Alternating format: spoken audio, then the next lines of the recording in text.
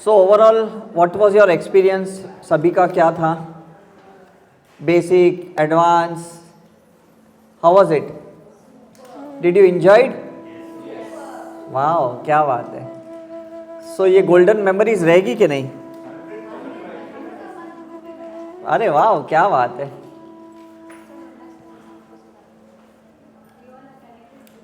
या वाओ, क्या बात है। बायोलॉजिकल फैमिली के साथ तो बहुत जी लिए, आप सोल फैमिली के साथ जीना सीख लिए, है ना। अनजान लोगों के साथ कैसे रहते हैं ये आपने, मुझे लगता है, रिट्रीट में अच्छे से सीख लिए, राइट। सो अभी कोई गिला शिकवा नहीं, कोई कंप्लेन नहीं, कोई ब्लेम गेम नहीं, कुछ भी नहीं, राइट। मुझे लगता है एक्सेप्टेंस आ गया है अभी इस 4 दिन के अंदर, और ये अगर आप प्रैक्टिस करते रहोगे तो बना रहेगा। देखो एक सिस्टम कैसी है ना, जितने लोगों ने भी शायद अगर खुद की मेडिकल सर्जरी कराई होगी लाइफ में कभी भी, तो आपको पता है कि सर्जरी से भी ज़्यादा पोस्ट ऑपरेटिव सर्जरी इम्पॉर्टेंट होता है ना। सर्जरी के बाद कितना इम्पॉर्टेंट होता है, इन्फेक्शन नहीं होना, संभालना, टाँके छूट ना जाए, स्टिचेस ओपन ना हो जाएं, पस ना हो जाए, इन्फेक्शन ना हो जाए। तो रिट्रीट में भी सोल सर्जरी होती है। अब इसके बाद अगर आप प्रैक्टिस करोगे तो आपका रिज़ल्ट बना रहेगा, और अगर प्रैक्टिस नहीं करोगे तो इन्फेक्शन हो जाएगा। और इन्फेक्शन का मतलब क्या होता है स्पिरिचुअलिटी में, कि हम माइनस में चले जाते हैं, मतलब हमारी कॉन्शियसनेस कम हो जाती है, हमारी एनर्जी लेवल कम हो जाती है, बिकॉज जिसको बढ़ाने के लिए यहाँ पे आए थे उसको हम मेंटेन नहीं कर पाए। Is it right? तो अपने आप से आपको प्रॉमिस करना होगा यहाँ जाने से पहले कि आप शिद्दत से प्रैक्टिस करोगे। भले आप 10 minute, 15 minute, half an hour, जो भी आप कमिटमेंट दे सको आप प्लीज़ देना करके। और ऐसा ज़रूरी नहीं कि आपको मतलब कोई मुद्रा में बैठना है, कोई डायरेक्शन में बैठना है, कि ब्रह्म मुहूर्त में ही करना है, ऐसा कुछ नहीं है। जब भी आपको समय मिले आप प्रैक्टिस करते रहना, that is most important thing. और दूसरी बात है कि आपका जो फोकस है प्रैक्टिस का, वो छोटी छोटी चीज़ों पे होना चाहिए। मतलब कोई ऐसा बड़ा टारगेट लेके अभी मत चलो कि भाई मुझे मोक्ष चाहिए, निर्वाणा चाहिए, मुझे ये चाहिए, वो चाहिए। बड़ा मत रखो, छोटे छोटे रखो। तो उससे कैसे रहेगा ना, हमारी प्रैक्टिस बनी रहेगी। जैसा मुझे गुस्सा आता है तो चलो गुस्से के ऊपर मैं हीलिंग करूँ, मुझे उसके साथ बनती नहीं तो मैं 21 डेज इतनी हीलिंग करूँ कि बस उसके साथ मेरी बन जाए। इतनी छोटी छोटी, मेरी हेल्थ के ये इशू है और मैं हेल्थ के इशू के ये ऊपर काम करना चाहती हूँ। Is it right? तो उससे क्या होगा ना, एक प्रोटोकॉल बना रहेगा आपका, एक पैशन बना रहेगा कि हाँ मुझे ये चीज़ करनी है, ये चीज़ करनी है।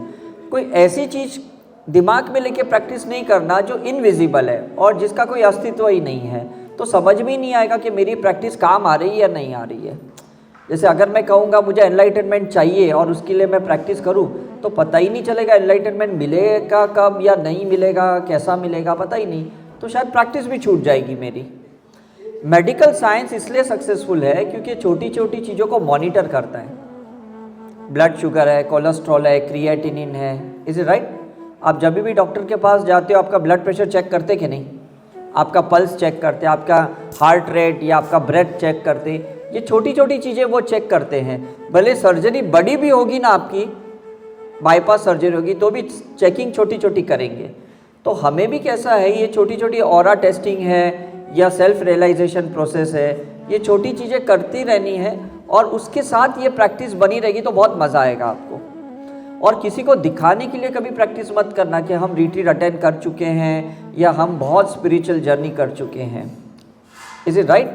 मैं आज आपको है ना एक बहुत ज़बरदस्त एक छोटा सा एग्जाम्पल देता हूँ जो मेरे बहुत साल का एक एक्सपीरियंस है कि रिट्रीट में फर्स्ट डे जब लोग आते हैं वो क्या बोलते हैं, और जब रिपीट के लिए आते हैं वो क्या बोलते हैं, और जब वो अपनी कुछ सिस्टम स्टार्ट करते हैं तो क्या बोलते हैं। ये आज आप ध्यान से सुनना, ये बहुत एक ड्रामा है हर एक स्टूडेंट का। तो फर्स्ट डे जब वो आते हैं तो कहते हैं हमें कोई एक्सपीरियंस नहीं है, ये हमारा फर्स्ट टाइम है, हमने यूट्यूब देखा है आपका या हमने यहाँ वहाँ से आपके बारे में सुना है, इसलिए हमें कोई एक्सपीरियंस नहीं है, बस देखते हैं कैसा लगता है एक्सपीरियंस। प्रॉब्लम्स तो हमारे बहुत साल से हैं और कहीं सॉल्व ही नहीं हुए, हमें लगता है कि शायद यहाँ सॉल्व हो जाएंगे, इसलिए हम यहाँ पे आए हैं और हम नए नए स्पिरिचुअलिटी में हैं, इसलिए हम ये एक्सपीरियंस करना चाहते हैं। ये एक फर्स्ट डे एक नए पार्टिसिपेंट का एक क्या कहते हैं, एक इंट्रोडक्शन होता है, ऐसा है। वही पर्सन कुछ टाइम के बाद, जब रेगुलर प्रैक्टिस करने के बाद जब रिट्रीट में आते हैं, वो कहते हैं हमारे तो बहुत अच्छे एक्सपीरियंसेस रहे और जितनी बार हम रिट्रीट में आए हमें कुछ नया सीखने को मिला, बहुत मज़ा आया। हम पहले तो कहीं गए नहीं थे और कहीं गए थे तो इतना हमें नॉलेज नहीं मिला जितना हमें एसकेएम में मिला या ये टीम मेंबर से मिला। ये इनका सेकेंड थर्ड टाइम के एडवांस वाले का मतलब एक प्रैक्टिस के बाद इनका इंट्रोडक्शन होता है।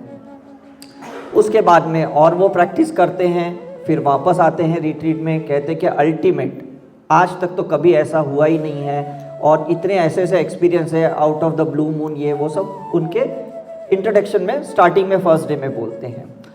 कुछ टाइम के बाद वो लोग गायब हो जाते हैं और हम ढूंढते रहते कि भाई बंदे गए कहाँ पे, इतने रेगुलर स्टूडेंट्स थे, इतनी अच्छी प्रैक्टिस करते थे, इतने अच्छे रिजल्ट मिले। तो हमें थोड़ा गिल्ट लगता है कि हमसे कोई गलती तो नहीं हो गई कि भाई वो लोग गायब हो गए करके। तो मेरी एक, जैसे मैं रिसर्च करता हूँ आपको पता है, तो मेरी एक बिहेवियर मतलब एक मेरा नेचर है कि मैं उनको कहीं से भी ढूंढ निकालता हूँ, जहाँ पे भी वो रहेंगे मैं एक बार तो उनको ढूंढ निकालूंगा कि वो बंदे हैं कहाँ पे। और कहते हैं ना कि पूरे ईगो को ज़ीरो करते हुए मैं सामने से उनके पास जाता हूँ ये देखने के लिए कि अभी इनकी सिचुएशंस क्या है, अभी इनकी प्रैक्टिस कैसी है और अभी इनका स्पिरिचुअल स्टेटस क्या है। तो जब मैं वहाँ पे जाता हूँ और उन्हें मिलता हूँ, पता चलता है कि उनका अपना एक सेंटर स्टार्ट हो गया। Is it right? और फिर मैं सोचता हूँ कि शायद अगर मुझे थोड़ा बहुत कुछ बोलने का मौका दे तो मैं भी उनके सेंटर पे बात करूँ, लेकिन ऐसे कभी मिलता नहीं है बिकॉज अब उनका स्टेटस तो बहुत हाई हो गया। तो एनी हाउ मैं फिर उनका ही प्रोग्राम अटेंड करता हूँ बिकॉज मुझे तो मौका मिलता नहीं करके। और जब मैं उनके प्रोग्राम अटेंड करता हूँ, उनका अब इंट्रोडक्शन देखना कैसा है कि हम तो 15 साल से स्पिरिचुअलिटी में थे और हमें तो ऐसे ऐसे एनलाइटन एक्सपीरियंस हुए। हाँ, कहीं पे एसकेएम मिला था, बीच में हम गए थे, ऐसा कुछ खास नहीं था, लेकिन जो हमारे पहले के जो एक्सपीरियंस थे वो तो बहुत अल्टीमेट थे। देखो ये कैसा ईगो बोलता है, समझ में आ रहा है कि नहीं? ये क्यों मैं आपको बता रहा हूँ, क्योंकि अगर आपका अवेयरनेस नहीं रहेगा ना, आप कब यहाँ से डिटैच्ड हो जाओगे और कब उस ईगो के लेवल पे पिक पे पहुँच जाओगे आपको पता भी नहीं चलेगा करके, बिकॉज ग्राउंडिंग ही नहीं होती है। हमारी साइकिक एबिलिटी बढ़ती है, हमारा इंट्यूशन बढ़ जाता है और हमारे फैन फॉलोअर्स बढ़ जाते हैं, क्योंकि इस इंडिया में इतने कमज़ोर लोग हैं कि अगर आपने कह दिया कि भाई मुझे तो तुम्हारा ये लग रहा है, तो आपके सही में वो तो फॉलोअर हो जाएंगे, आपके फ़ैन फॉलोअर हो जाएंगे। और ऐसे 15-20 अगर फ़ैन फॉलोअर मिल गए ना, आपका सेंटर तो स्टार्ट होना ही होना है, भले चले या ना चले। समझ में आ रहा है? ये इंडिया में पॉसिबल है, अब्रॉड में मैं नहीं देखता हूँ। अब्रॉड में लोग को जब तक पूरा नॉलेज नहीं मिलता ना, वो सेंटर ओपन करने का कभी सोचते भी नहीं है, बिकॉज वहाँ पे शार्पनिंग होती है, वहाँ पे इंटेलिजेंसी की कदर होती है, वहाँ पे रियली आपके पास नॉलेज है तो ही टिक पाओगे, चाहे वो दुबई है, सिंगापुर है, यूएस है, यूके है, कहीं पे भी जाओ। इंडिया में तो आप देखते हो यहाँ पे आपने कितने बाबा ऐसे ही चल रहे हैं, इज इट राइट? कितने पंडित पुरोहित, बिकॉज इंडिया में हमको ब्लाइंड फेथ रखने का आदत है और इंडिया में बचपन से ना हमारे अंदर फियर बहुत है और फियर का फ़ायदा डॉक्टर भी उठाता है, हीलर्स भी उठाते हैं, पंडित भी उठाते हैं, एस्ट्रोलॉजर उठाते हैं, वास्तु कंसल्टेंट, ये कोई भी फियर का फ़ायदा आपका उठा लेंगे करके। तो हमें कभी भी विक्टिमाइज नहीं होना है, अपने फियर कितने भी रहे कहीं पे भी जाके इतना सरेंडर नहीं होना है, बिकॉज अगर आपका लेफ्ट ब्रेन सेटिस्फाइड नहीं होता ना, प्लीज़ सरेंडर मत होइए, मैं तो कहता हूँ। ऐसा सुपरस्टिशियस मत बनिए, ब्लाइंड फेथ मत रखिए। लोग भले कहते हैं सरेंडर हो जाओ, सरेंडर हो जाओ, लेकिन मैं खुद कितने साल तक सरेंडर नहीं हुआ था किसी के पास भी, बिकॉज इसलिए मैं ऑरा रिसर्च में आया, बिकॉज मुझे प्रूफ चाहिए था, मुझे वैलिडेशन चाहिए था कि सही में ऑरा कुछ है, चक्रस कुछ है, एनर्जी कुछ है, हीलिंग कुछ काम करती है, सिंबल्स काम करते हैं कि नहीं, distance healing, psychic surgery, past life regression, ये जितने भी सब्जेक्ट्स है, ग्राफोलॉजी, न्यूमरोलॉजी, एक्यूप्रेशर, ये सब के ऊपर हमने बहुत रिसर्च किया है। तब जाके हम सेटिस्फाइड हुए और तब जाके हमने उनको इंटीग्रेट करके हमारे सिस्टम में डाला है। किसी के ऊपर ब्लाइंड फेथ नहीं रखा है। Is it right? और जो टीचर गुरु ने आपको जो भी सिखाया है, please be respectful to them, पूरा ग्रैटिट्यूड रखिए उनके लिए। भले छोटा ज्ञान भी आपको दिया रहेगा और उनकी पर्सनल लाइफ में उन्होंने कुछ भी किया होगा ना, उससे आपको कोई लेना देना नहीं है। आपको ज्ञान दिया, आपको फायदा हुआ, गो अहेड। और उनका जितना भी कंट्रीब्यूशन है ना, उसको एक्नॉलेज कीजिए और उसको रिस्पेक्ट कीजिए। This is law of attraction.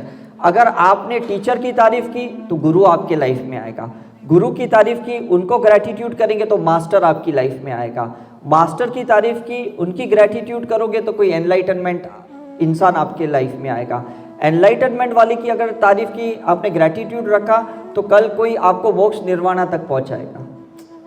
ये पूरी उसकी एक सीरीज है करके, और वो आपको मेंटेन करनी पड़ेगी। Is it right? कहीं पे भी बीच में अगर आपने तोड़ा, वो मैं का पार्ट आया, जैसे पहले दिन जब हमने चैनलाइज किया था दीपक सर से, तो आपको मैसेज तो मिला कि करता कोई नहीं है, यहाँ पे करने वाला सिर्फ वही है, मैं तो हुई नहीं। समझ में आ रहा है कि नहीं? मैं का पार्ट नहीं आना चाहिए। तो जो एम है ग्राफोलॉजी में, वो एम को हमको डब्ल्यू करना है, उल्टा करना है, तो हम रिसीवर बनेंगे कि नहीं?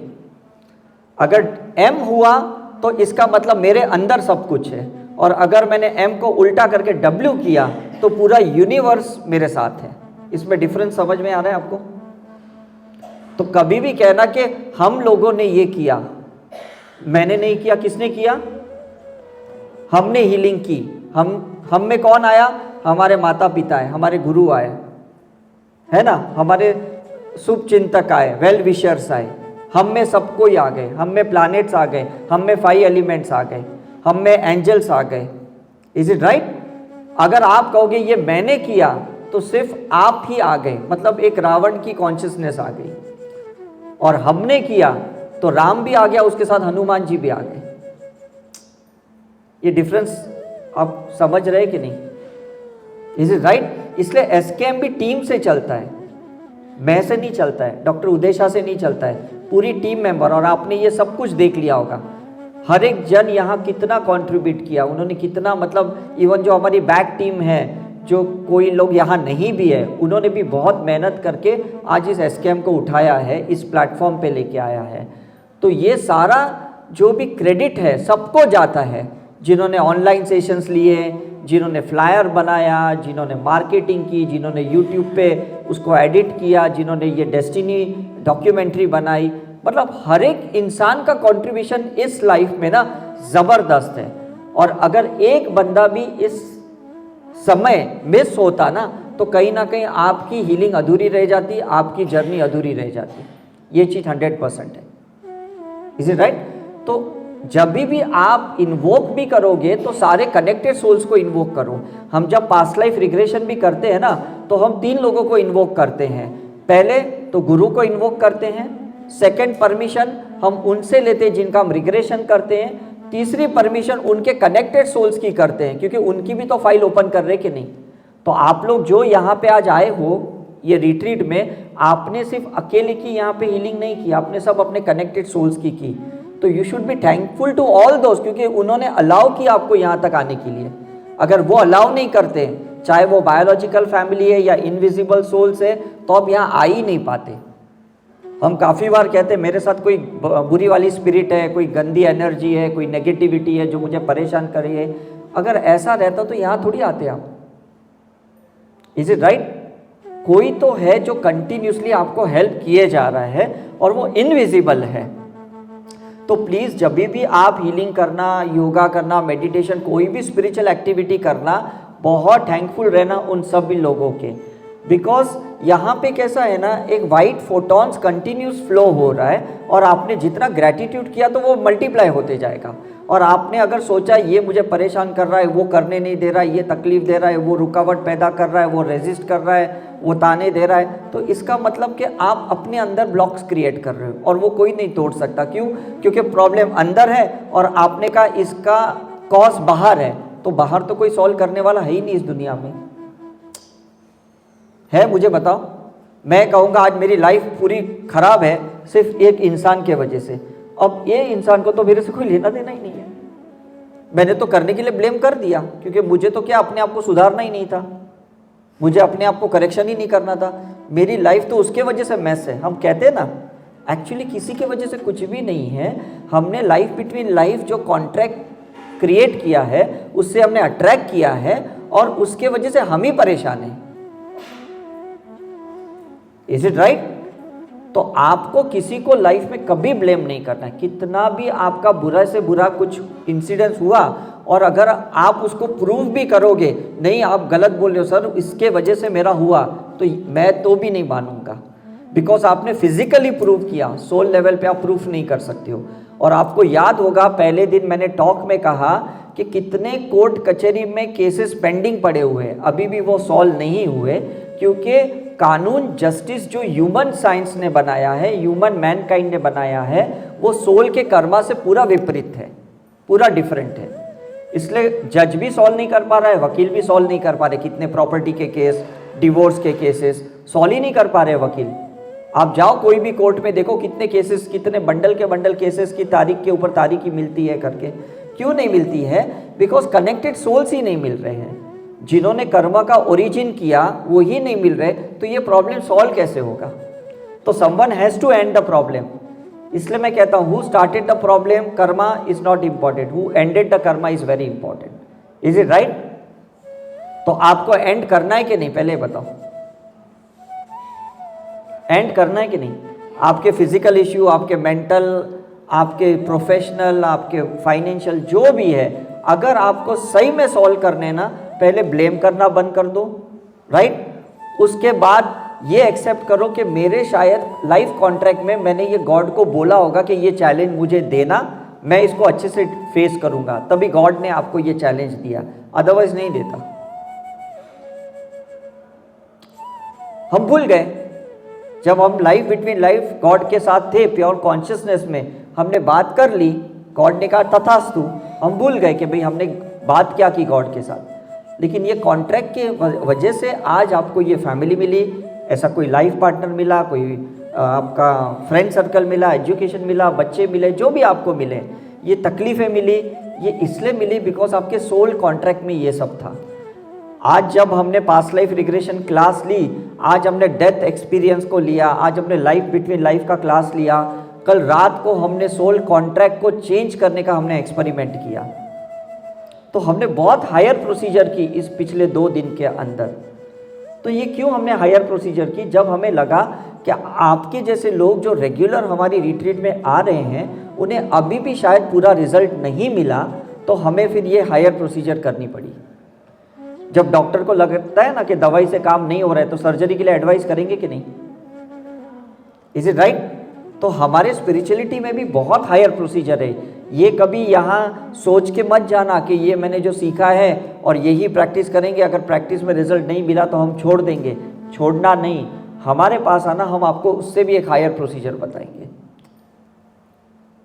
ये प्रॉमिस हमारे तरफ से है। जब तक आपका प्रॉब्लम सॉल्व नहीं होता, एसकेएम जिम्मेवार है, we are responsible for that. ये मैं आपको 100% as a founder of SKM कह रहा हूँ मैं, ठीक है? लेकिन छोड़ना नहीं प्रैक्टिस। ये मत कहना मुझे कि आपने जो सिखाया उससे रिजल्ट नहीं मिला इसलिए हमने प्रैक्टिस छोड़ दी। ऐसा भी मत कहना कि आपने जो सिखाया वो हमारे समझ में नहीं आया इसलिए हमने प्रैक्टिस नहीं करी। ये ऐसे छोटे छोटे रीजंस देके ना प्लीज प्रैक्टिस मत छोड़ना। इज इट क्लियर और नॉट? अभी तो जो बेसिक वाले हैं उनको हमने अल्फा लेवल पे लेके गए, जो एडवांस वाले हैं उनको हम थीटा लेवल पे लेके गए, जो पीएलआर वाले उनको हम डेल्टा लेवल पे लेके गए। लेकिन डेल्टा के ऊपर भी बहुत कुछ है, ये लोगों को अभी तक पता नहीं है। अगर नहीं होता तो ऐसे महाअवतार बाबा जी जैसे, परमहंस योगानंद जैसे इतने बड़े बड़े योगी साधक होते ही नहीं इस दुनिया में। हम तो अभी बहुत बेसिक लेवल पे हैं, स्कूल में हैं, है ना। हमें तो अभी पीजी लेवल तक जाना है, बहुत कुछ करना है करके। हमारे हर बॉडी के सेल्स की डीएनए की मेमोरी को हील करना है, उसको अवेयरनेस के साथ ऑब्जर्व करना है, उसके लिए ये स्पिरिचुअल प्रैक्टिस बनी रहे। नहीं तो लोग दो तरीके के होते हैं, मैं हमेशा कहता हूँ। एक तो वो कहते हैं कि रिजल्ट मिलेगा तो देखेंगे, न तो छोड़ देंगे। दूसरे लोग कहते हैं रिजल्ट मिल गया, आप क्यों प्रैक्टिस करनी है, जिस चीज़ के लिए मैं आया था वो तो मुझे रिजल्ट मिल गया। मतलब दोनों तरीके से लोग प्रैक्टिस बंद करने के लिए तैयारी बैठे पड़े। लेकिन कभी प्लीज प्रैक्टिस मत छोड़ना। दिस इज सोल फूड, ये आत्मा का खुराक है, इसको आप छोड़ नहीं सकते। जैसे आप लंच, ब्रेकफास्ट, डिनर करते हो कि नहीं, इज इट राइट। उपवास भी करते हो तो भी फरारी चिवड़ा या वेफर कुछ तो खाते हो कि नहीं, कोई लस्सी पीता है, इज इट राइट, फ्रूट्स खाते हैं। तो इसी तरह से ये आत्मा का खुराक स्पिरिचुअलिटी है, मेडिटेशन है, योगा है, हीलिंग है, ये इंटीग्रेशन है। तो प्लीज़ इसको करते रहिए। और जिस दिन आपने प्रैक्टिस छोड़ दी, आप कब रिवर्स में जाओगे पता ही नहीं चलेगा। हम जब हिल स्टेशन पे जाते हैं ना, तो गाड़ी को न्यूट्रल पे नहीं चला सकते, चला सकते हैं? जैसे छोड़ देंगे तो कहाँ जाएगी, पीछे जाएगी कि नहीं, इज इट राइट। तो अभी हम क्या है ना, स्पिरिचुअलिटी में अगर हम आए हैं ना, तो हम हिल पे आ गए हैं, तो प्रैक्टिस छोड़नी नहीं चाहिए। क्योंकि कब रिवर्स में चले जाएंगे ना पता ही नहीं चलेगा, कहीं खाई में गिर जाएंगे पता ही नहीं चलेगा। ये वन वे है, या तो आना ही नहीं चाहिए था स्पिरिचुअलिटी में, और अगर आ गए हो तो आप छोड़ ही नहीं सकते हो प्रैक्टिस को। मैं ये नहीं कहता हूँ आप प्रोफेशनल बन जाओ, लेकिन अपने लिए तो प्रैक्टिस करो, आप खुद के लिए तो प्रैक्टिस करो। मैं इतना तो कह रहा हूँ, इतना तो कर सकते हो कि नहीं। और डाउट ही मत करो। अगर आप डाउट करोगे सिंबल्स के ऊपर, हीलिंग के ऊपर, मेडिटेशन के ऊपर, योगा के ऊपर, इसका मतलब आप गॉड पे डाउट कर रहे हो। क्योंकि ये सारी चीज़ें तो ऊपर वाले ने बनाई है, कोई ब्रिटिश की एजुकेशन सिस्टम ने नहीं बनाई है, कोई इंडियन एजुकेशन सिस्टम ने ये नहीं बनाई है। ये बनाई किसने, मुझे बताओ ना। ये गायत्री मंत्र किसने बनाया है? किसी साधक नहीं बनाया है ना, किसी एनलाइटन नहीं बनाया है ना, है ना। तो हम कैसे ये डाउट कर सकते कि ये मंत्र काम नहीं करता, ये सिंबल काम नहीं करते, ये हीलिंग काम नहीं करती, ऐसे हम बोल ही नहीं सकते हैं। अगर ऐसा बोलते हैं तो कितना बड़ा उसका अपमान होता है। तो प्लीज़ उसको प्रैक्टिस करते रहिए। और जहाँ पे भी आपको लगे कि मुझे रिजल्ट कम मिल रहा है या नहीं मिल रहा है, हमारे कितने टीम मेंबर्स हैं, प्लीज़ उनको अप्रोच करिए। ये अभी डिजिटल वर्ल्ड है, ऐसा नहीं कि फिजिकली आपको मिलना है। मैंने 98 में सीखा, और जब जब मुझे रिजल्ट नहीं मिल रहा था, मैं ट्रेन पकड़ के, पश्चिम एक्सप्रेस पकड़ के दिल्ली जाता था मेरे सर के पास।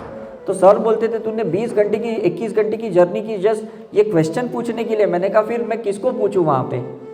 तभी तो कोई व्हाट्सअप नहीं था, कोई यूट्यूब चैनल नहीं थी, कोई डिजिटल वर्ल्ड नहीं था, और वो फ़ोन भी ISD था, STD ISD फ़ोन था, तो बहुत चार्ज लगते थे पैसों के। तो इससे तो बेटर है जाके मिले, और फिजिकली मिले, और ऑफलाइन उनसे सारे प्रॉब्लम सॉर्ट आउट करें। लेकिन अभी तो हम जूम सेशन पे मिल सकते हैं, व्हाट्सअप पे एक दूसरे को हम पूछ सकते हैं, इज इट राइट। मैं तो सभी व्हाट्सअप ग्रुप पे हूँ, और आपको पता है जो लोग रेगुलर मेरे साथ है, मैं तो रेगुलर रिप्लाई करता हूँ सबको। कितना भी बिजी रहूँ, इंडिया के बाहर भी रहता हूँ तो भी मैं रिप्लाई करता हूँ। बिकॉज मुझे ये लगता है कि अगर आपकी जर्नी कहीं अटक गई ना, तो मेरी अटक गई, तो मैं कैसे उसको निगलेक्ट कर सकता हूँ। अगर मैं किसी को ब्लॉक भी करता हूँ ना व्हाट्सएप पे, आप बिलीव नहीं करोगे, मैं उनकी भी 10 मिनट तक अलग से हीलिंग करता हूँ।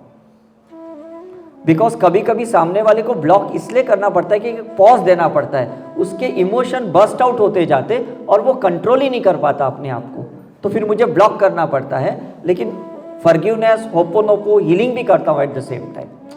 तो आप भी जिन जिन लोगों से रूठे हुए हो ना, जिनसे आपने बात करना छोड़ दिया, जिनको आपने ब्लॉक किया है डिजिटल वर्ल्ड में, प्लीज़ उनकी हीलिंग कीजिए। अगर आपने डिवोर्स लिया है, किसी के साथ आपका ब्रेकअप हुआ है, उसकी हीलिंग कीजिए। ये फाइल को ऐसे अधूरे मत छोड़िए। Closure is very important in spirituality, is it right. हम खाने को खुला नहीं छोड़ सकते ना, बर्तन को कहीं ढक के रखते कि नहीं, कि मच्छर मक्खी ना अंदर आ जाए, इज इट राइट। तो हमारे भी ये जो जख्म है ना, सोल के जख्म, इमोशनल जो ट्रॉमास है, इसको आप खुले कैसे छोड़ सकते हो किसी के साथ? तो उसकी हीलिंग कीजिए और अच्छे से क्लोज कीजिए उसको, और प्रॉपर क्लोज करने के बाद ना फिर आपको भी कुछ बुरा नहीं लगेगा और सामने वाले को भी बुरा नहीं लगेगा। कितने डिवोर्सेस ऐसे होते हैं कि डिवोर्स होने के बाद वो बहुत अच्छे फ्रेंडली रिलेशनशिप में रहते हैं ताकि क्लोजर अच्छे हुए उनके। समझ में आए कि नहीं? कितनी बार बच्चों अब्रॉड चले जाते, घर से बाहर चले जाते, लेकिन क्लोजर अच्छे से हुए ना, तो हमें नहीं लगता कि भाई बच्चों ने धोखा दिया या वो हमें फंसा के भाग गए, ऐसा कभी नहीं लगता है। क्लोजर प्रॉपरली होना चाहिए आप सभी का। और आपको आज जो भी प्रॉब्लम यहाँ पे है, बिकॉज आपने क्लोज नहीं किया, तो गॉड ने आपको कोई फिजिकल डिजीज दिया, कोई मनी का प्रॉब्लम दिया है, कोई रिलेशन का प्रॉब्लम दिया है, क्योंकि क्लोज नहीं किया आपने। और जब आप हीलिंग करोगे, मेडिटेशन करोगे, आपको पता चलेगा कि कहाँ पे आपने क्लोजर नहीं किया, किसके साथ नहीं किया, और उसी की इश्यूज आपके सरफेस पे हैं, और उसको कंप्लीटली आपको होलिस्टिकली ठीक करना पड़ेगा। Is it right? So I hope समझ रहे हो कि स्पिरिचुअल प्रैक्टिस कितनी इंपॉर्टेंट है। सिर्फ एनलाइटन मोक्ष के लिए ये चीज़ नहीं बनी है, ये बनी है हमारी डे टू डे लाइफ अच्छी तरह से रहने के लिए, हमारे अच्छे सोल स्पिरिचुअल संस्कारों के लिए। रिलीजियस संस्कार तो हमें माँ बाप ने बहुत अच्छे दिए, धार्मिक संस्कार हमें गुरुओं ने बहुत अच्छे से दिए। अब समय आया है आध्यात्मिक संस्कार लेने का। तो ये प्रैक्टिस से हो पाएगा कि नहीं? हो पाएगा कि नहीं? 100% होगा। क्यों होगा? क्योंकि हम अगर यहाँ तक आए हैं, अगर ऋषिकेश में गंगा माँ ने हमें बुलाया है, शिव जी ने बुलाया है, मतलब कहीं ना कहीं आप क्वालिफाइड हो तब बुलाया ना। कितने लोग तो अटक गए, नहीं आ पाए यहाँ पे। लोगों ने, मैंने उसी दिन का फर्स्ट डे, कितने लोगों ने पैसे भी भरे थे तो भी नहीं पहुँच पाए यहाँ पे, क्योंकि अभी तक उनकी सोल कॉलिंग नहीं आई, अभी तक उनके कनेक्टेड सोल्स ने उनको परमिशन नहीं दिया, अभी तक उनका डाउट फियर अभी भी इनके अंदर था, तो यहाँ तक नहीं पहुँच पाए। और आने वाले तो आपने देखा, कोई बैंगलोर से आया, कोई दुबई से आया, कोई मसूरी से आया, कोई मैसूर से आया, कितने दिल्ली से आए, देहरादून से आए, कितने दूर दूर से लोग आए, क्योंकि अंदर से कॉलिंग थी और आपने उसको होने दिया। अब ये बात समझ लो, होने देना है। इस दुनिया में, इस संसार में जो भी कुछ होता है उसको होने देना है, उसको रोक टोक नहीं करनी है। Is it right? उसको ऑब्जर्व करना है, लेकिन उसे होने देना है। आप उसको जजमेंट पास करके उसको रोक नहीं सकते कि मेरे हिसाब से ये गलत हो रहा है। ये लिखा था तभी तो हो रहा है कि नहीं? गलत का भी हमें एक्सपीरियंस लेना है कि नहीं? बच्चे बोलेंगे हम स्कूल जाएंगे लेकिन हम एग्जाम में नहीं जाएंगे, तो चलेगा? चलेगा? नहीं चलेगा। तो दिस इज बिकॉज हर चीज की ड्युअलिटी, हर चीज की पोलैरिटी है। हमें नहीं दिखता, हमें लगता है अच्छी साइड दिखती है और हम उस चीज को अट्रैक्ट करते हैं, और जब हमारी लाइफ में वो चीज आती है तब उसकी डार्क साइड दिखती है। चाहे वो पर्सन है, चाहे गाड़ी है, घर है, कोई भी चीज है। मेरा 3 रूम का अगर मकान है, 3 कमरे का, मुझे लगता है यार मुझे 10 कमरे का मकान, बंगलो चाहिए, लेकिन फिर 10 कमरे की सफाई करेगा, ये डार्क साइड मैंने थोड़ी सोचा। उसका मेंटेनेंस कितना महंगा होगा। तो हम जब अपनी डिजायर क्रिएट करते हैं ना, तो हम इमोशनल रहते हैं, लेकिन जब एक्चुअल वो मैनिफेस्ट होती है ना, तब उसकी अदर साइड दिखती है, और फिर हम उससे दूर रहने की कोशिश करते हैं। करते कि नहीं? It's not a proper closure. Attract किसने किया? अट्रैक्ट किसने किया? मैनिफेस्ट किसने किया? डिजायर किसने किया? ड्रीम्स किसने रखा था? गोल्स किसके थे? विजन बोर्ड किसका था? तो आप ऐसे कैसे अधूरा छोड़ सकते हैं?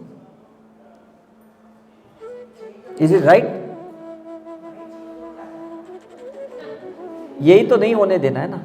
स्थिरता किसको कहते हैं? है ना? अगर मैंने कोई लाइफ में संकल्प किया है कि मुझे नेक्स्ट लाइफ में रिट्रीट्स करनी है, मैं रिट्रीट्स को रोक ही नहीं सकता हूं। एक महीने में 4 रिट्रीट करता हूं। आप तो 6 महीने, 1 साल में एक बार रिट्रीट में आते हो। मेरे लिए कितना टफ है आप सोचो। आपका अपना सामान कितना है, हमारे ये सामान कितने, आप देखो। हमारे प्रोजेक्टर्स, माइक, स्पीकर कितने, आप सोच लो कितना सामान है हमारे पास। लेकिन ये संकल्प लिया है, इसलिए हम इसको अधूरा नहीं छोड़ सकते।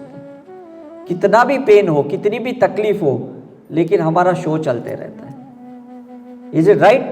हम भी आपके जैसे सो नहीं सकते, हमारी भी नींद 2-4 घंटे की होती है और पूरा टाइम हमें कुछ ना कुछ ऑक्यूपाइड रहना पड़ता है। आप तो यहाँ से चले जाएंगे 2-4 दिन घर पे बेड पे सो भी जाएंगे, हमें तो 2 दिन के बाद वापस दूसरी रिट्रीट करनी पड़ती है। आपकी जितने वीडियोस बनाए, जितने ऑडियोज बनाए, सब हमको आप अपलोड करके देना पड़ता है, उसको एडिट करना पड़ता है, उसको करेक्ट करना पड़ता है, आपके क्वेश्चंस के आंसर्स देने पड़ते हैं, आपको भी पीछे से हीलिंग करनी पड़ती है हमें, ताकि आपकी प्रैक्टिस बनी रहे। तो आपको लगता है इतना ईजी है हमारे लिए? आप सोच के देखो, कभी सोच के देखो, आपकी फैमिली कितनी है? 4 लोगों की, 5 लोगों की है, 10 लोगों की फैमिली है। हमारी 4 लाख की फैमिली है। कैसे मैनेज होता रहेगा ये सब? इतने स्टूडेंट्स है, इतने सेंटर्स है, इतनी रिसर्च होती है और इतने नए सब्जेक्ट्स हम सोचते हैं, उन सब्जेक्ट्स पे काम करते हैं, उनके नए प्रेजेंटेशंस बनते हैं, स्पीकर्स को ट्रेनिंग देनी पड़ती है, उनके साथ बैठ के उनके भी कुछ प्रॉब्लम्स, पर्सनल फैमिली प्रॉब्लम्स होते हैं, वो भी सॉल्व करने के लिए हमें बैठना पड़ता है। उनके भी फाइनेंशियल प्रॉब्लम रहते हैं, समझ में आ रहा है कि नहीं? लेकिन तो भी वो आपको हेल्प करने के लिए आपके सामने खड़े होते हैं हंसते हुए। ऐसा नहीं है इनको प्रॉब्लम नहीं है, जो लोग आपको सिखा रहे थे ना, उनके भी अपने अपने प्रॉब्लम्स हैं। लेकिन यही हमें इंडिया के कल्चर में सिखाया गया है कि अपने प्रॉब्लम्स कितने भी होने दो, लेकिन लोगों को हेल्प करो, आप लोगों की सेवा करो। और अब तो आप हीलर बन गए हो, जहाँ फिजिकली सेवा नहीं कर सकते, जहाँ फिजिकली किसी के घर पे नहीं जाके पूछ सकते हो, वहाँ उसके लिए सिंबल्स तो डाल सकते हो कि नहीं? उनके लिए प्रे तो कर सकते हो कि नहीं? यहाँ जितने भी लोग आए ना, इनके चेहरे तो अभी आपको याद है कि नहीं सबके? तो रैंडमली जब भी उनका चेहरा आपकी मेडिटेशन हीलिंग में अगर आ जाता है, प्लीज़ थोड़े सिंबल्स उनको डाल देना, कि हो सकता है शायद आपके फोटॉन्स के वजह से, आपकी हीलिंग के वजह से हो सकता है शायद उसके प्रॉब्लम सॉल्व हो जाए। Who knows that? सबके कहीं ना कहीं अंदर ताले लगे हुए हैं। और आपने देखा कि नहीं, आपने कहीं किसी न किसी के ब्लॉकेजेस कहीं ना कहीं हैं। इसकी चाबी भगवान ने किसी ना किसी के हाथ में दी है और ये पता ही नहीं है। ये सस्पेंस है, ये मिस्ट्री है कि हमारा प्रॉब्लम का सॉल्यूशन किसके पास है। आज सुबह जब बता रहे थे डॉक्टर मलिक कि मैं इतनी अच्छी हीलर हूँ, मैंने कितने लोगों को मेडिटेशन सिखाया, मैंने कितने लोगों को पॉजिटिव किया, लेकिन पता नहीं मेरे कुछ प्रॉब्लम सॉल्व ही नहीं हो रहे। तब मैंने इनको बताया था, आपके ताले की चाबी और किसी के पास है। यही स्पिरिचुअलिटी में ढूंढना है कि ये चाबी है किसके पास। ये कौन सा पास्ट लाइफ है जिसके साथ मेरा सोल कर्मा है, और जिसको जब हम ढूंढेंगे, उसको हम इन्वोक करेंगे, उसको हम अट्रैक्ट करेंगे और उससे हम माफ़ी मांगेंगे, तब हमारे ये ताले खुलेगा, हमारा प्रॉब्लम सॉल्व होगा। Is it right? ये साइंस समझ रहे हो कि नहीं? समझ रहे ना? किसी ना किसी के पास हमारे प्रॉब्लम का सॉल्यूशन है, और वो भगवान तब तक आपको उस इंसान से नहीं मिलाएगा जब तक आपकी कंटिन्यू स्पिरिचुअल प्रैक्टिस नहीं बनती। कोई ना कोई हमारे लिए बैठा है, क्योंकि कोई भी चीज ऊपर वाला अधूरा नहीं छोड़ता है। हर ताले की चाबी कहीं ना कहीं तो है, किसी के तालाब में है, किसी के इंसान में है, किसी के कहीं ना कहीं तो है। लेकिन ये प्रैक्टिस करते करते क्लियर करनी पड़ेगी। मुझे ये रिट्रीट में जब आना था ऋषिकेश, तो मैं सोच रहा था कि इस बार रिट्रीट के पहले मैं कहाँ जाऊँ अपने आप को चार्ज करने के लिए, और मुझे मैसेज आया गो टू बनारस। तो मैं बनारस गया 4 दिन के लिए। इसके पहले की रिट्रीट के लिए मैं कलकत्ता गया। तो मुझे भी ये आंसर मेडिटेशन हीलिंग में मिलता है कि तुम्हें अगर इसको सक्सेसफुल करना है तो तुम्हें वहाँ जाके कुछ साधना करनी पड़ेगी। कहीं बाबा जी के केव्स में जाना है, कहीं शिरडी में जाना है, कहीं तिरुपति जाना है, कहीं वैष्णो देवी जाना है, कहीं तिरुवन्नामलाई जाना है, कहीं तो मुझे जाना है, तब मेरा इवेंट सक्सेसफुल होगा। तो हम भी तो करते कि नहीं ये सब चीज़ें, ऐसे ही थोड़ी आ जाते यहाँ पे। Is it right? और आपके जाने के बाद हमको क्लोजर करने के लिए भी कहीं तो जाना पड़ेगा, बिकॉज हमने इतने लोगों की फाइल खोली है। हम कैसे ऐसे ही अधूरा छोड़ सकते हैं आपको? तो हमारे लिए भी तो कुछ काम बना है कि नहीं? और कितना शॉर्ट ड्यूरेशन होता है दो इवेंट के बीच में।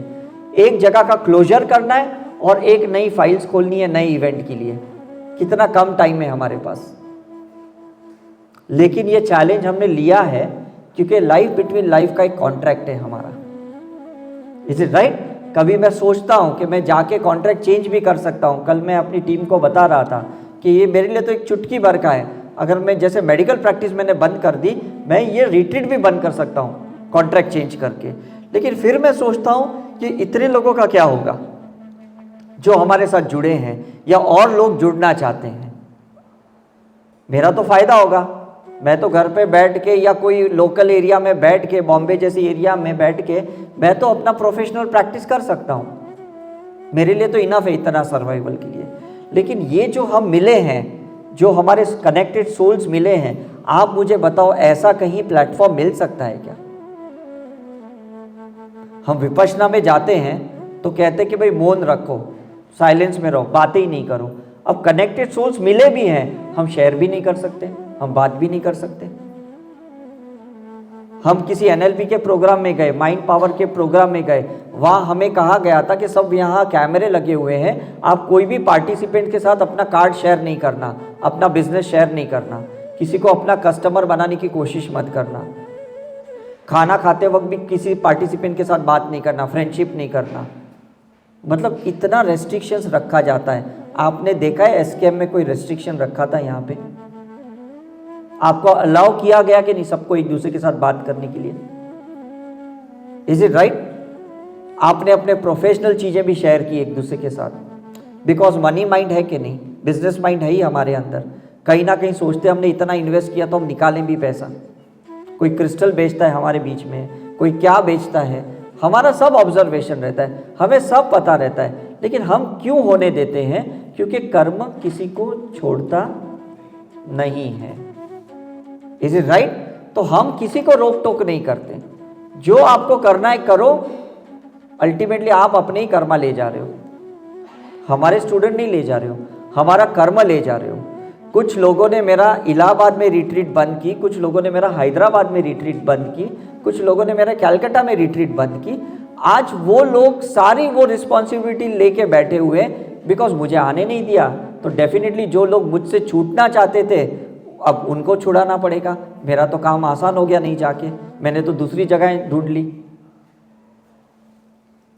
इज इट क्लियर कि आप किसी को कभी रोक नहीं सकते हो? अगर आपने किसी को भी रोका ना तो आपको पूरा उसका कर्म लेना पड़ेगा। आप लेने के लिए तैयार है? मुझे बताइए, लेने के लिए तैयार है? किसी को मत रोकिए कुछ भी करने के लिए। अगर आपको बुरा लगता है कि ये गलत हो रहा है, आप सही में उसकी हीलिंग कीजिए, सही में दिल से प्रे कीजिए। और अगर आपके प्रेयर में पावर है, ताकत है, तो वो चीज़ सही हो जाएगी। और उसके बावजूद वो चीज़ ठीक नहीं हो रही है, इसका मतलब कुदरत चाहता था ये ऐसा ही हो। Is it right? अगर ऐसा होता तो केदारनाथ का फ्लड भी कोई रोक सकता था कि नहीं? कच्छ का भूकंप भी कोई रोक सकता था कि नहीं? Is it right? लेकिन नेचर को ये कुछ अनबन करनी होती है, शफलिंग करनी होती है, डिजास्टर करना होता है, कैलामिटीज करनी पड़ती है, तब जाके हम शून्य में आएंगे। शिवा ऐसा ही शून्य में नहीं लाता है, या तो 5 एलिमेंट्स के थ्रू लेके आता है शून्य में, या तो हम एक दूसरे को शून्य में लाते हैं। Is it right? लेकिन आप जिसको भी शून्य में लाओगे पूरी रिस्पॉन्सिबिलिटी आपको लेनी पड़ेगी। Will you take the responsibility? मुझे बताओ। ना हमें बच्चों को रोक टोक करना है, ना हमारे पार्टनर को करना है, ना किसी को नहीं करना है, because you are not greater than God. अगर गॉड किसी को रोक टोक नहीं करते तो are you greater than God? Tell me. आप में से कोई भी हाथ ऊपर करो कि I am greater than God, तो फिर मैं मान लूँ, तो फिर आप किसी को भी जज कर सकते हो या किसी को भी रोक टोक कर सकते हो, but you are not greater than God. तो फिर जब वो सब कुछ करने दे रहा है, होने दे रहा है, अगर ऐसा होता तो कृष्ण भगवान महाभारत होने ही नहीं देते थे। उन्होंने होने दिया कि नहीं? Is it right? तो please observe it, don't absorb it. हमें क्या करना है? ऑब्जर्व करना है। एब्जॉर्ब नहीं करना है, किसी के नेगेटिव कर्म खींचने नहीं है, किसी को रोक के रुकावट पैदा नहीं करनी है। उसका शायद प्रोग्रेस वैसा ही लिखा है तो उसको वैसे होने दीजिए। लेकिन अगर आप रोकोगे तो सब जिम्मेवारी आपके शोल्डर पे आएगी, यहाँ पे कंधों पे आएगी, और कोई ना कोई लाइफ में आपको वो सारे कर्म धोने पड़ेंगे जो वो बंदा कर रहा था। तो why to interfere in anyone's karma, tell me, is it right? कुछ लोग कहते हैं कि हीलिंग करना भी एक कर्मा को इंटरफियर करना है, लेकिन मैं कभी नहीं मानता हूं। वही बंदा आपसे हीलिंग लेगा जिसका कर्मा आपके साथ क्लियर होने वाला होता है, अदरवाइज कोई हीलिंग लेगा भी नहीं। और आपको भी सबको हीलिंग करने की इच्छा नहीं होगी, जिसके साथ क्लियर करना होगा उसी के लिए आपको इच्छा होगी। एम आई राइट और रॉन्ग? सबके लिए तो आप परेशान नहीं रहेंगे ना, आप उनकी हीलिंग करेंगे जिनके लिए आपका दिल दुखेगा, जिनके लिए आप बहुत कंसर्न्ड हो। इसका मतलब कुछ तो डिवाइन कॉलिंग है ना कि प्लीज इसकी हेल्प करो, कुछ लाइट इस पे छोड़ो और इसको प्रॉब्लम से बाहर निकालो। ठीक है कि नहीं? तो आई होप आप समझ गए हो कि ये स्पिरिचुअल प्रैक्टिस कितनी इंपॉर्टेंट है, but it should be non judgmental. कहीं जजमेंट का पार्ट नहीं आना चाहिए। यहाँ काफ़ी लोगों ने अलग अलग तरीके से बिहेव किया, हमने सब उसको ऑब्जर्व किया, हमने सब उसको एक्नॉलेज किया, लेकिन हमने उसको जज नहीं किया। हमने किसी को रोका टोका की भी नहीं कि भी तुम ऐसे क्यों कर रहे हो, क्योंकि हम देखना चाहते थे कि स्पिरिचुअल इवेंट में आने के बाद भी आप अपने बिहेवियर पैटर्न को चेंज कर रहे हो या उसी बिहेवियर पैटर्न के साथ कंटिन्यू कर रहे हो। और अगर यहाँ चेंज नहीं कर पाए तो लाइफ में कहीं नहीं कर पाओगे। Is it true? क्योंकि ये तो एक डिवाइन प्लेटफॉर्म है, यहाँ तो सबको चेंज होना पड़ता है, यहाँ तो अपनी पैटर्नें तोड़नी पड़ती है, यहाँ तो कंफर्ट तोड़ना पड़ता है। और यहाँ अगर तोड़ लिए तो समझ लो कहीं पे भी तोड़ लोगे। हम कहते हैं ना, बच्चा अगर स्कूल में नहीं पढ़ाई करेगा तो कहाँ पढ़ाई करेगा? तो ये भी तो आपकी स्कूल थी कि नहीं? Is it right? यहाँ भी आपको एक्सेप्ट करना था, कुछ लोगों ने नहीं किया। एडजस्ट करना था, कुछ लोगों ने एडजस्ट नहीं किया। अकोमोडेट करना था, कुछ लोगों ने अकोमोडेट नहीं किया। तो जहाँ हमने कंप्लेन करी है, प्लीज़ जाने से पहले उसको हील करके जाइएगा। इसलिए हमने आपको कुछ समय पहले होपोनोपो करवाया, फॉरगिवनेस करवाया कि नहीं? जैसे जैनों में प्रतिक्रमण सामायिक करवाते कि नहीं? तो ये भी एक प्रकार का फॉरगिवनेस ही है, मतलब एक क्षमापना है कि जाने से पहले हम दो आत्माएं एक दूसरे से माफ़ी मांगते हैं कि जाने अनजाने में अगर मैंने तेरा दिल दुखाया है तो प्लीज़ मुझे माफ़ करना।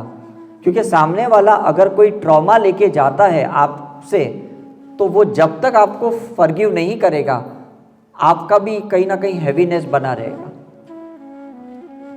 तो उसका दिल भी हल्का करना है और हमें अपना दिल भी हल्का करना है। Is it clear? ये चीज़ें शायद हमें नहीं सिखाई गई थी, और शायद सिखाई गई थी, हमने उसको सीरियसली नहीं लिया हमारे माता पिता से, हमारे गुरुओं से। तो इसलिए हमें रिट्रीट में आना पड़ा और इसको समझना पड़ा। अगर हम 100% अपने माँ बाप के संस्कारों से चलते तो शायद कहीं ना कहीं इतना अंदर पेन ना होता, इतना हैवीनेस ना होता। हम भी बच्चों को काफ़ी बार बोलते ना, भाई हम तेरे माँ बाप है, तेरे लिए अच्छा ही सोचेंगे, बस तू हमारी सुन। वो कहते हैं हमें नहीं सुनना है, हमें तो अपने हिसाब से चलना है। तो जब वो बहुत दुखी होता है ना, तब वो वापस आता है कि सही में आपने वो बहुत सही कहा था उस समय, हमें अक्ल नहीं थी और हमने आपकी बातें नहीं सुनी। Is it right? हम थोड़े भटक गए थे। तो अगर आप भटक गए तो आपको रिस्पॉन्सिबिलिटी लेनी पड़ेगी कि नहीं? ठीक है कि नहीं? अगर हम डाइट से भटक जाते हैं और हमारा वेट बढ़ जाता है, हार्मोनल इम्बैलेंस हो जाते हैं, तो इसका भरपाई कौन करेगा? इसके लिए करेक्शन कौन करेगा? मुझे बताओ। हाँ, खुद ही करेंगे कि नहीं? Is it right? हमने किसी से बहुत अटैचमेंट किया और उसके वजह से बहुत दुखी हुए, तो वो काम किसको करना पड़ेगा? हाँ, हमें ही करना होगा कि नहीं? तो मैं यही कह रहा हूं कि ये सारी चीजें जो हमने ही क्रिएट की है, तो उसका करेक्शन ही हम करेंगे। हमें किसी को पैसे देके करेक्ट नहीं करवाना है कि भाई आप ये पैसे लो और हमारी पूजा करो, हमारी काल सर्प दोष निकालो, हमारी पितृ पूजा करो। ये कुछ नहीं करवाना है कहीं से भी। इस कलयुग में सब हमें करना है। अब कर्मकांड का समय नहीं रहा है।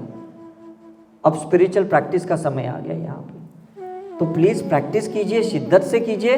मैं as a doctor, as a scientist आपको 100% गारंटी देता हूँ कि आपको रिजल्ट मिलेगा, और हमारी पूरी साई करुणा मिशन की टीम आपके साथ है। Is it okay? तो जो प्रॉमिस मैं अपनी तरफ से दे रहा हूँ, मुझे आपकी तरफ से भी ये प्रॉमिस चाहिए कि आप प्रैक्टिस करोगे। और ये प्रॉमिस मुझे नहीं चाहिए, मैं चाहता हूँ मेरे सामने आप अपने आप को प्रॉमिस कीजिए। Is it okay? तो before we end the today session, मैं आपसे रिक्वेस्ट करता हूँ 2 मिनट के लिए आंखें बंद कीजिए और अपने आप से प्रॉमिस कीजिए इस गंगा तट पे, इस ऋषिकेश में, कि मैं जितना भी हो सके स्पिरिचुअल प्रैक्टिस करूँगी।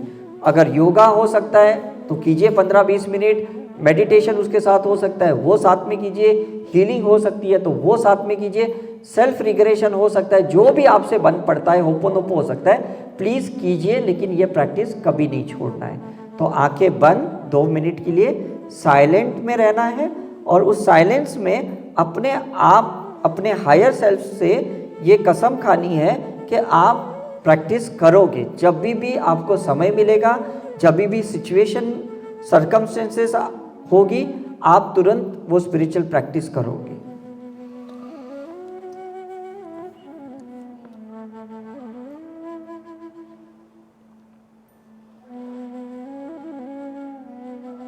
सो अपने आप से ये शपथ विधि लेनी है, अपने हायर सेल्फ से,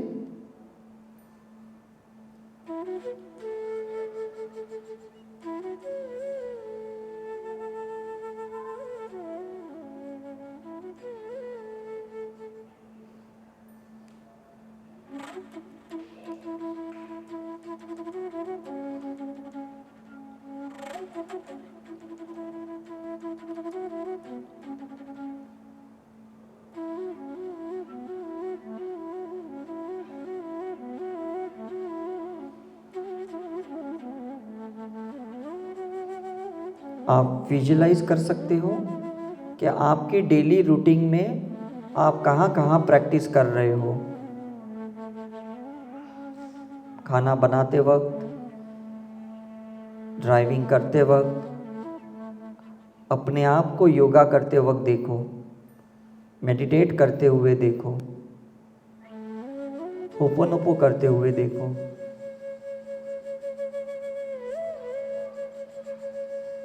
उन सारी छवियों को आज अंदर एक्टिवेट करना है और प्रॉमिस करनी है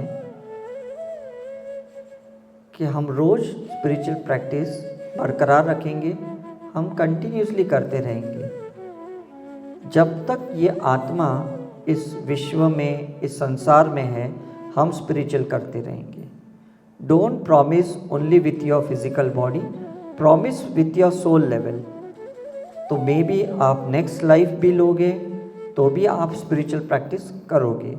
जितने भी जन्म आप आने वाले युगों युगों तक लोगे, आप ये स्पिरिचुअल बरकरार रखोगे। So anchor with your soul, don't anchor with your physical body. शरीर आज है, कल नहीं रहेगा, लेकिन ये स्पिरिचुअल बनी रहनी चाहिए। सिंबल्स की प्रैक्टिस, ध्यान की प्रैक्टिस, योग साधना की practice, holistic practice, integration practice, awareness of breath, awareness of thought, rising consciousness, living with non judgemental,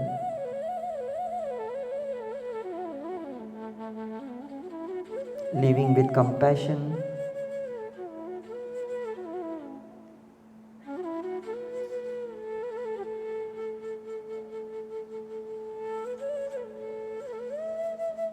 promise to your soul,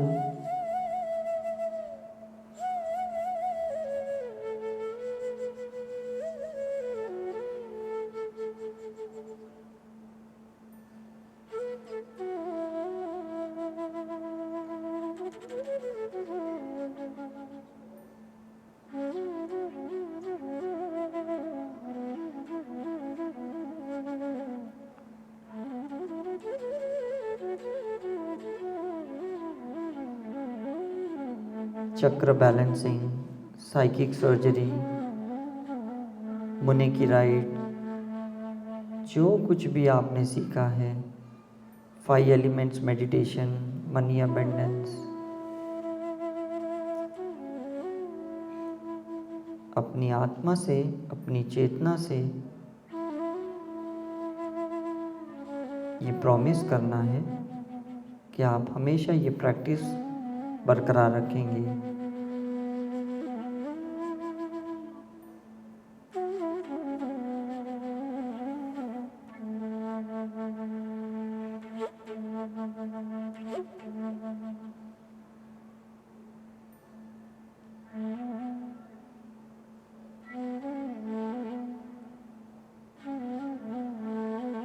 और जब भी कहीं मौका मिले, आप एसकेएम के रिट्रीट में या और कोई भी स्पिरिचुअल ऑर्गेनाइजेशन के रिट्रीट में जाने के लिए आप हमेशा तैयार रहें।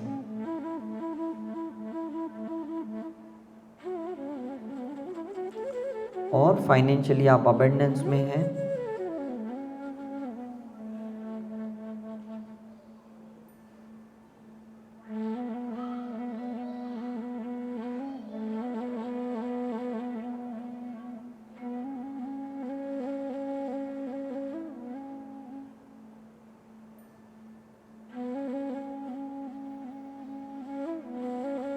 So thanks to all God, goddesses, thanks to Master, Guru, Angels, सबका शुक्रगुजार करना है, धन्यवाद करना है।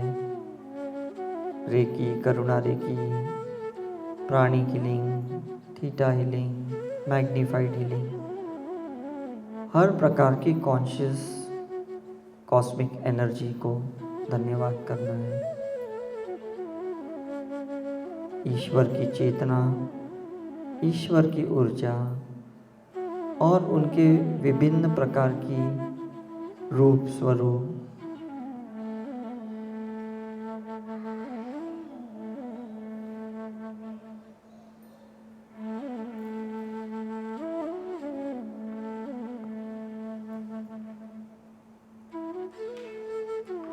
slowly and slowly come back with a smile and slowly open your eyes.